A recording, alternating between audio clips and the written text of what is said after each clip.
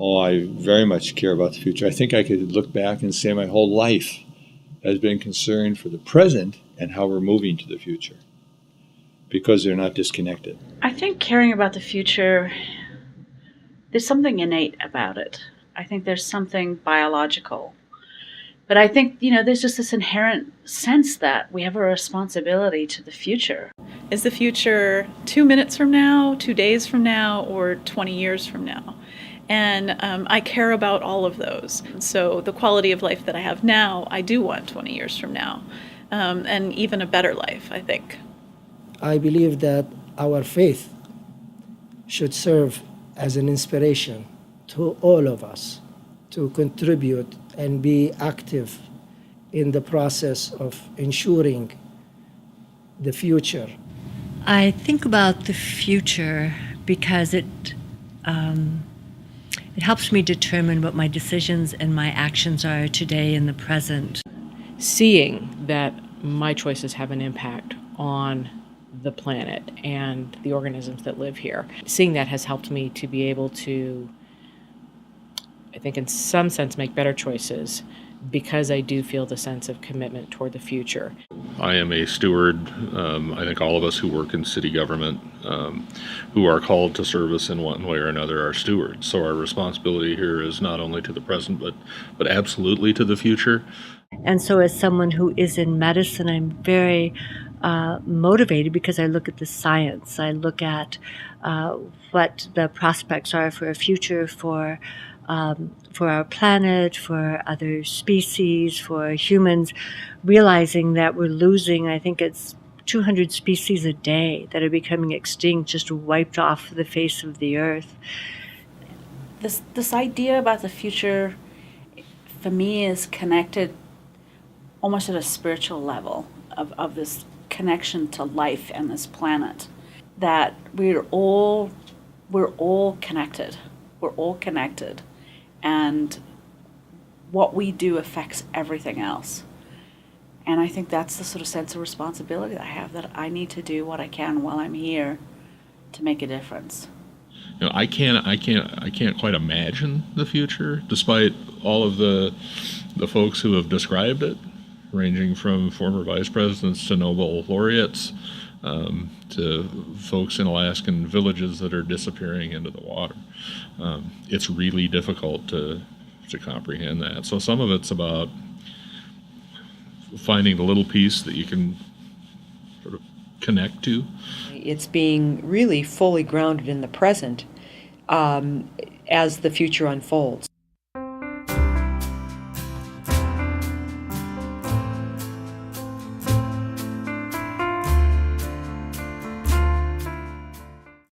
Institutionally, it's obviously, as I mentioned before, hospitals are huge polluters. The amount of disposables that we run through, the amount of chemicals that we use, the amount of energy that we use. So I think that being one of the largest employers in the community, we have a special role and a special really demand is placed upon us to find better ways to engage in the business of healthcare, but do it in such a fashion that's more sustainable. Institutions need to clean up their act, in a sense, the walking the walk, practicing what you preach before they can convince others to do that. When I became a nurse, it became a little bit of a problem for me ethically, because I felt like I'm working so hard to keep people well and to help people recover well, and yet I'm also causing problems that are contributing to worse health. My first recycling project here at St. Pat's was in 1993, just recognizing that we contribute significantly to this issue, and at the same time we're here to protect and maintain health. Our big, hairy, audacious goal really is changing the way healthcare is delivered. And interestingly enough, it's a paradoxical or schizophrenic concept, because what we're trying to do in our primary care settings is keep people out of the hospital. And historically, the way that we make money is the more people we have in the hospital.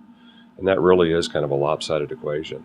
And working towards a delivery system that actually does do a better job of keeping people healthy, keeping people in the lowest cost settings, engaging with our community in a different capacity, has tremendous implications that are, quite frankly, very exciting. And so I'm very hopeful that some form, for example, of universal health care would occur, where every person in this country would be cared for, taken care of, and shown how to be healthy. So we need that kind of change in the government, in starting today, but moving in the future. We haven't been very mindful, we haven't been very compassionate, we haven't been very respectful, and this is such a grand opportunity to really change our minds at this point.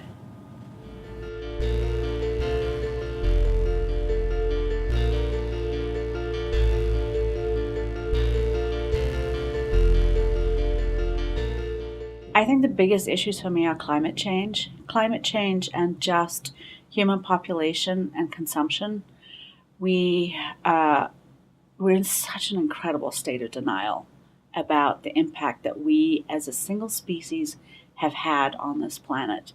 And we're at 7 billion people right now. And just if you look at the curve of population growth, much of that has happened in this last century. And unfortunately, that curve is also huge when we look at consumption and our impact on the earth. And yet we're in such a state of denial about it. We seem to be a short-sighted species, worrisomely so, because I think we can all think of examples in our own lives where we have made decisions that, had we taken a moment, we could have foreseen some possible dire consequences, even within the next week or the next month, and yet we proceeded to act in a way that would ultimately be counterproductive for our own, well-being or someone else's. This idea that all people looking at how we can sustain or regenerate, because we have to go beyond sustainability at this point.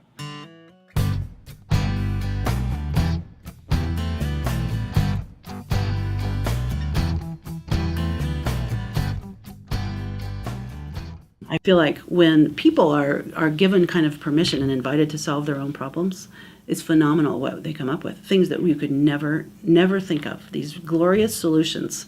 And it reminds me of the way nature works. Because if you look at how nature solves its own problems, it's just phenomenal. And what we learn through that, and what we are learning through that, through biomimicry and other approaches. We have solutions to all of the challenges that we face right now. It's not like we're sitting here with no solutions.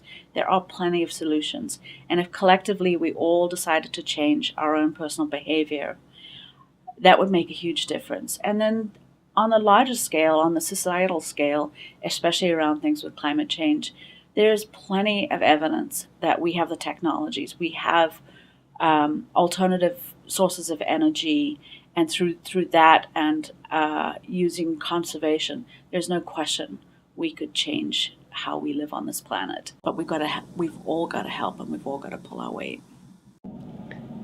After all, in our belief, when we pass on to the next life, what we leave behind us is our legacy, nothing material. It's a transformative work that we have to do as those sentient beings that are capable of dreaming a different way. The future is getting past survival. I think so many people talk about, there's a survivalist mentality out there. Some people, when we think about the changes in the world, well, how will I make it through? But that is such a base level.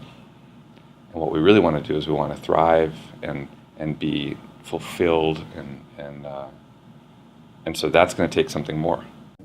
And then the second piece of that is we're created in community. So we're created as social beings, that there is no such thing as a person or an individual, but we are a people. And out of that then is that whole sense of the common good.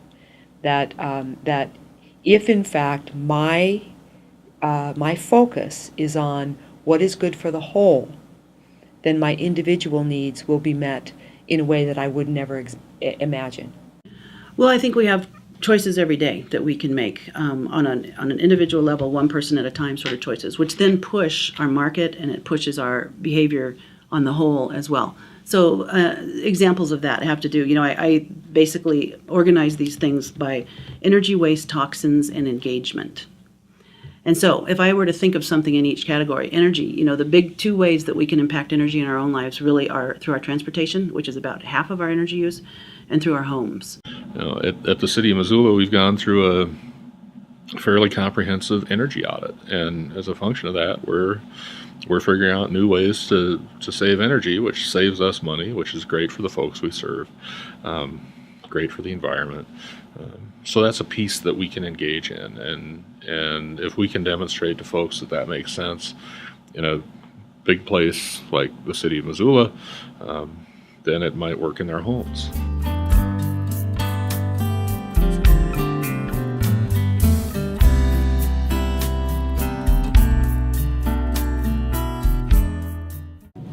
The outdoors is a great place to be.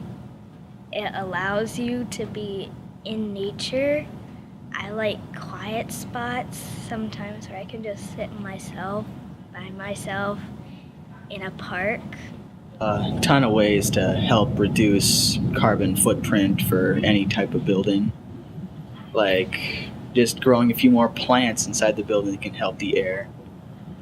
Solar power is a great little way to do it. You can just put them on top of a building, get some energy from the sun. This generation knows that the sky's the limit, and that, even if some things look really challenging, frightening, just untethered problems, bring it on. There's things that they can do to create the fix. So I think this generation is all about innovation. They still have those connections and that capacity to care about the bigger picture. They're smart, and I think we've got a good crop of leaders coming. A lot of this has to do with building trust with people, and that takes time and energy and commitment. But when you have it, you can get a lot more done. I have an undying optimism, basically. I feel like we, because we're smart people and energetic and caring and incredibly innovative, we can solve these problems. Missoula is a fabulous place to be supported in our efforts to create a future. We really have a lot of really great things going for us here in western Montana and on the economic development front. And if we don't decide what we want to look like 15 years down the road, it's just going to happen to us. So I think it's really important for us to act on every single level, from the personal to the community to the political to the global. We call Montana the last best place. And then I thought, wow, why is that? Why is Montana the last best place, or Missoula, or this area? And why can't every place be the best place? I think the biggest thing you can do in the world, this is going to sound so simple. You learned it in kindergarten, theoretically. It's share. With love, we can attain the highest of human existence.